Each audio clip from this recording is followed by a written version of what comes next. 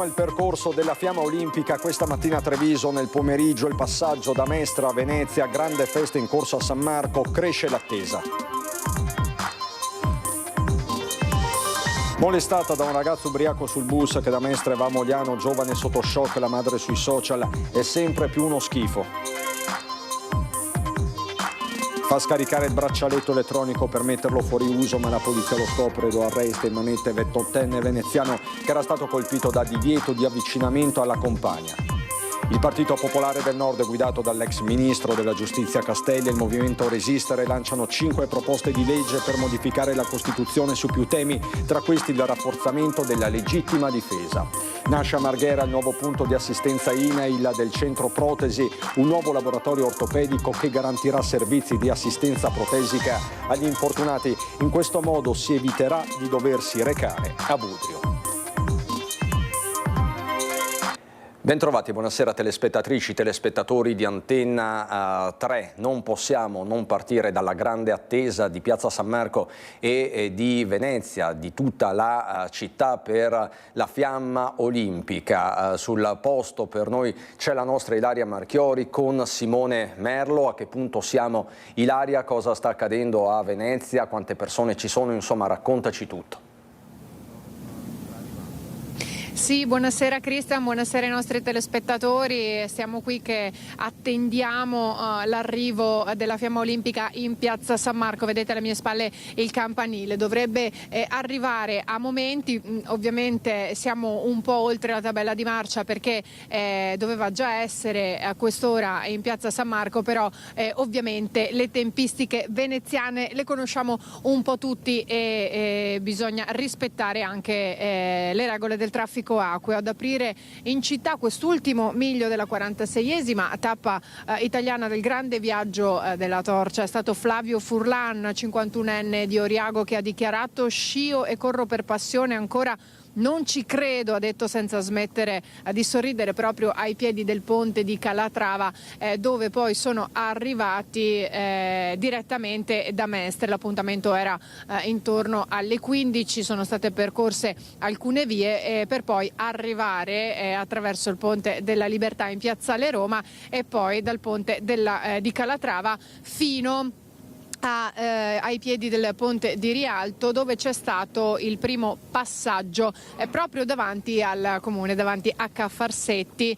Non so se lo stiamo vedendo attraverso le immagini, ma da lì poi sono partiti a bordo di una gondola e abbiamo iniziato a percorrere il Canal Grande, un'esperienza davvero unica, come si vede dalle immagini, come potete immaginare, e soprattutto molto emozionante. Come emozionante in questo momento l'attesa qui della Fiamma proprio in Piazza San Marco. Come non so se riusciamo in qualche modo a farvi vedere dove stiamo aspettando che arrivi attraverso le imbarcazioni, se riusciamo a spostare anche appunto l'inquadratura. Quello è il punto, si vedono anche alcuni dei colleghi fotografi che stanno attendendo, mentre noi in questo momento ci troviamo su un'imbarcazione ad aspettare. E poi la torcia, appunto dicevamo, a Mestre in piazza Ferretto, gremita per il famoso kiss tra i tedofori che abbiamo visto anche nelle immagini. Insomma è un pomeriggio ma anche una serata di festa tra l'entusiasmo generale tradotto, come potete immaginare, in una coreografia mozzafiato. Il momento è davvero emozionante, noi aspettiamo l'arrivo. A questo punto, Cristian, direi che se riusciamo si può procedere con il telegiornale e ecco qui, forse prima di restituire la linea riusciamo ad avere in diretta l'arrivo della torcia qui a pochi passi da Piazza San Marco, dove poi si dirigerà con l'imbarcazione per arrivare proprio fisicamente in piazza, perché ve lo voglio ricordare, in questo momento noi siamo in acqua, vedete tante le imbarcazioni, taxi acquei, ovviamente anche la polizia che ha comunque scortato Qui c'è una delle gondole che abbiamo visto durante il nostro percorso lungo il Canal Grande. Vi ricordo che dopo essere arrivati da Mestre a Venezia in Piazzale Roma è stato percorso Fondamenta Ormesini, Strada Nova, sfrecciando ovviamente, come vi dicevo, poi a Rialto, dove c'è stato proprio l'imbarco dei tedofori a bordo della storica Serenissima, la Bissona simbolo di Venezia e della Dodesona, che è una gondolona per scortare la fiamma a remi. Il Canal Grande illuminato dal KISS davanti a Cafarsetti, che abbiamo visto anche nelle immagini che abbiamo mostrato in sovraimpressione, da togliere davvero il fiato, un momento emozionante. E tra l'altro vi voglio anche ricordare che il tema delle Olimpiadi, o meglio proprio le Olimpiadi dalle loro origini, i Giochi Olimpici, l'importanza dello sport che deve coinvolgere tutti a 360 gradi, è proprio il tema anche del Carnevale di quest'anno, il Carnevale di Venezia, scelto appositamente proprio per ricordare, per rendere omaggio meglio al tema olimpionico. Per cui ecco, qui stiamo aspettando l'arrivo. Vi ricordo anche che tra chi, ecco qui, avete visto, c'è stato il passaggio proprio in questo momento in diretta. Adesso stiamo cercando di spostarci anche con l'imbarcazione, perché come potete immaginare non è semplice muoversi a bordo di un'imbarcazione con l'acqua, però siamo riusciti, Cristian, a farvi vedere il passaggio, e adesso con la gondola ci si dirige in piazza San Marco. Quindi allora, se siete riusciti a vedere questo passaggio, ringrazio te e Simone Merlo. Torneremo a collegarci con voi fra poco, perché continueremo a raccontare di questa serata olimpica per Venezia. Lo faremo anche nel corso dei nostri telegiornali, del telegiornale di Treviso, ma noi adesso dobbiamo andare alla cronaca, perché i fatti sono tanti. Il primo ci racconta di un caso grave di violenza di genere, violenza e maltrattamenti alla compagna incinta, addirittura arrestato un 28enne veneziano che faceva scaricare il proprio braccialetto elettronico per eludere i controlli. Edi Caliman. Faceva scaricare il braccialetto elettronico per metterlo fuori uso, la polizia lo scopre e lo arresta. Già colpito dal divieto di avvicinamento alla compagna, il 28enne è ritenuto responsabile di maltrattamenti e di aver intenzionalmente evitato di caricare il bracciale, rendendo così inefficace la misura. L'indagato era stato denunciato dalla compagna lo scorso ottobre ai poliziotti, che ne avevano delineato un grave quadro indiziario. Il giovane, infatti, nell'arco dei 4 anni di relazione, dalla quale recentemente era nata anche una bambina, avrebbe sottoposto a frequenti vessazioni fisiche e psicologiche la donna, maltrattandolo anche durante e dopo la gravidanza e non contribuendo ad alcun sostegno economico. Così il tribunale aveva disposto nei confronti dell'uomo la misura di allontanamento dalla casa familiare, del divieto di avvicinamento alla parte offesa, con la relativa applicazione del braccialetto elettronico. Gli investigatori del commissariato di Mestre, specializzati nell'ambito della prevenzione e del contrasto della violenza di genere, hanno continuato a monitorare la situazione, trovandolo in un'occasione oltre la distanza disposta dal giudice e accertando inoltre che l'uomo non caricava il dispositivo, vanificando di fatto il sistema di controllo. Sempre Edi Caliman ci racconta di un grave caso di molestie. Una ragazza in particolare è stata molestata da un ragazzo ubriaco sul bus che da Mestre va a Mogliano Veneto. La giovane è sotto shock, con la madre che si è sfogata sui social e dice: è sempre più uno schifo. Molestata da un uomo salito sul bus della linea 8E a Mestre insieme ad altri ragazzi in evidente stato di ebbrezza. Questa la denuncia alla questura da parte della madre della ragazza scesa dal mezzo in stato di shock.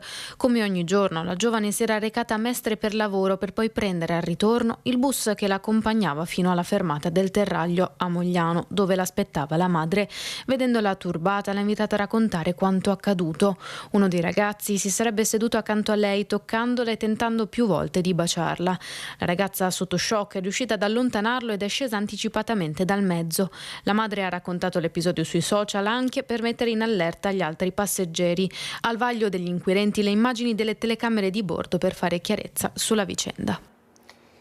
C'è poi la politica con il Partito Popolare del Nord, guidato dall'ex ministro della Giustizia Castelli, che questa mattina a Venezia, accanto al movimento Resistere, ha lanciato 5 proposte di legge per modificare la Costituzione su più temi, tra questi il rafforzamento della legittima difesa.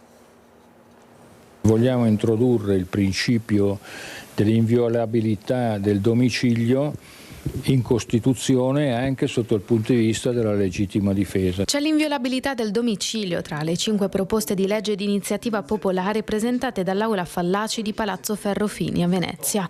A sostenere quella sulla legittima difesa l'ex ministro della Giustizia Castelli. L'obiettivo è quello di modificare l'articolo 14 della Costituzione e gli articoli 52 e 53 del Codice Penale. La Costituzione sancirà che la legittima difesa nel proprio domicilio è assolutamente inviolabile. Credo che sia un provvedimento che va addirittura secondo la morale naturale, perché, ripeto, il domicilio è il luogo dove l'individuo cresce, svolge le sue attività familiari e quindi è un luogo, direi, dal punto di vista laico sacro. Per far diventare legge la legittima difesa servirà a raccogliere almeno 50.000 firme. Noi abbiamo fiducia anche perché oggi c'è un nuovo sistema, un nuovo strumento che è quello di firmare digitalmente presso il Ministero della Giustizia. Con la legittima difesa da parte del Partito Popolare del Nord anche la proposta di modificare gli articoli della Costituzione relativi ai comuni montani per promuoverne l'autonomia delle province.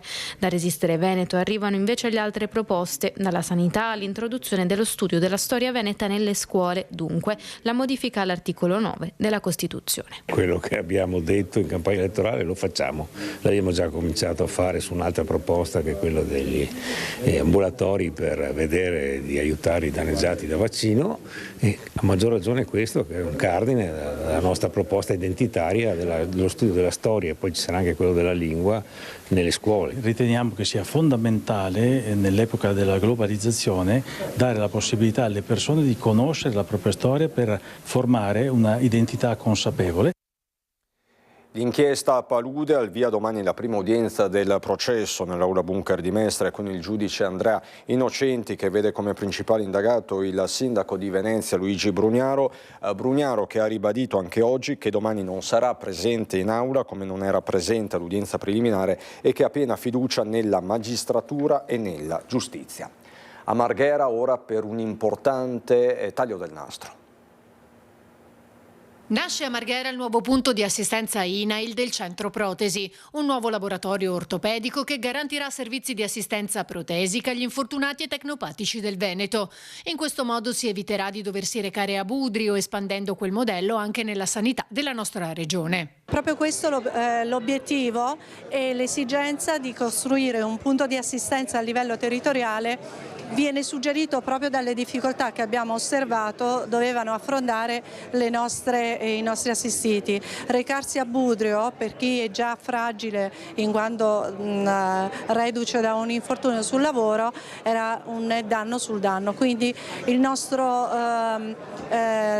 motivo principale è quello di rendere accessibile e immediatamente prossimo al nostro assistito il servizio. L'apertura di questo centro risponde a quella richiesta di prossimità dell'assistenza sanitaria, quindi la capacità di esportare il modello Budrio nelle diverse regioni e in questo caso a Marghera e quindi di essere vicini ai più fragili, quindi la sanità che si avvicina ai pazienti e non viceversa. Il punto di assistenza in via della Pila Marghera rifornisce l'utenza di ausili per la mobilità, per la vita quotidiana e lo sport e opererà in sinergia col centro protesi di Budrio per individuare e fornire il dispositivo tecnico più idoneo in relazione alle specifiche esigenze. Al taglio del nastro anche l'handbiker agonista di Ozzo. Assolutamente importante per chi come me porta le protesi, avere un centro di assistenza vicino casa, perché comunque io abito a Chioggia, quindi sono del territorio, ma per tutto quanto il bacino diciamo veneziano è importante proprio per la riabilitazione e per i supporti ortopedici che verranno forniti qui. E fino ad ora noi dovevamo recarci a Vigorso di Budrio, che sono 180 km vicino Bologna, e capite che avendo già dei problemi fisici e avere anche delle difficoltà di ambulare, trasferirsi non era facile. Presente a Marghera anche il patriarca Moraglia, queste le sue riflessioni. La sanità in Veneto è un'eccellenza, è stato molto istruttivo questa inaugurazione, che non è stata solo una cerimonia, ma è stata anche un imparare come gestire concretamente le persone che sul lavoro hanno avuto gravi handicap. E io penserei che sarebbe un luogo da frequentare anche da parte delle nostre scolaresche, perché una frase che mi porto via, si impara sempre, è questa: la disabilità in gran parte io la supero se ho un contesto che non mi fa percepire la mia disabilità come un handicap. La nostra società ha dei punti di sviluppo, ma anche ha dei passi su cui non riesce a andare avanti. Mi pare che le statistiche delle cosiddette morti bianche rimangano costanti, aumentino, e non si vede una vera inversione di via, di strada. Allora io credo che sia importante anche un lavoro di prevenzione dal punto di vista della legislazione, certamente, ma anche dal punto di vista della consapevolezza, sia da parte dei datori di lavoro sia da parte anche dei lavoratori. Il Lido di Venezia aspetta il ritorno a casa di Alberto Trentini, ma di questa liberazione parla ai nostri microfoni, ai microfoni di Lorenzo Maier, anche il direttore della Mostra del Cinema Barbera. Nei giorni scorsi non ero in Italia, ma ho preso subito con entusiasmo la notizia della sua liberazione. Sono felice per lui naturalmente, ma sono felice anche per la madre, donna coraggiosissima, che ha dovuto sopportare una esperienza davvero estremamente dolorosa per una mamma. Appena rientrato dall'America dal suo viaggio a caccia dei film migliori da portare al Lido alla prossima Mostra del Cinema di settembre, il direttore del festival, Roberto Barbera, ha voluto rivolgere un suo pensiero per il ritorno a casa di Alberto Trentini. Un gesto non banale è quello di Barbera, che il 28 agosto scorso aveva personalmente, con grande sensibilità, voluto essere vicino a mamma Armanda alle iniziative di Articolo 21. Così aveva detto quel giorno. Siamo a disposizione, sono a disposizione, la mostra lo è per farsi cassa di risonanza di questo caso umano che deve essere risolto al più presto, perché non è accettabile che una famiglia sia obbligata a una sofferenza così ingiustificabile e inaccettabile e che dura da così tanto tempo. Ora la prossima Mostra del Cinema, la Biennale, così come tutto il Lido, lo aspettano al prossimo festival, magari per un incontro alla casa degli autori per raccontare il suo impegno umanitario per i più bisognosi. I bambini della scuola elementare Gabelli gli hanno preparato uno striscione di bentornato, ma intanto bisogna stargli vicino, avrà bisogno del conforto degli amici, del sostegno indispensabile per superare il trauma che sicuramente ha vissuto e che lascerà a lungo qualche segno sulla sua esistenza, con l'augurio che possa recuperare al più presto, tornare alla vita normale. Da Venezia è tutto, solo il tempo di ricordarvi che fra poco ritorneremo in Piazza San Marco, andremo in Piazza San Marco per documentarvi l'arrivo della fiamma, l'accensione del braciere, insomma rimanete con noi. Per il momento è tutto, subito dopo la sigla c'è il meteo, buona serata.